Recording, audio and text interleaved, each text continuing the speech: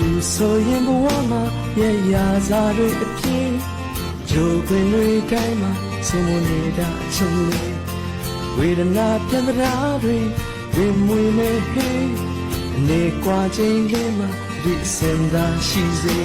ဘာရဲ့ကြောင့်မှမဝေလို့ဘယ်တော့မှမလွမ်းလို့ဘယ်သူဖြတ်ပေါ်ချစ်တွေမပြည့်စီဖို့ကိုတင်နာစားရတွေ့ရှင်နဲ့ပြင်စင်မဲ့ခွဲရှင်နေတွေတိုင်းဝင်ရောက်သူဒုနာလေ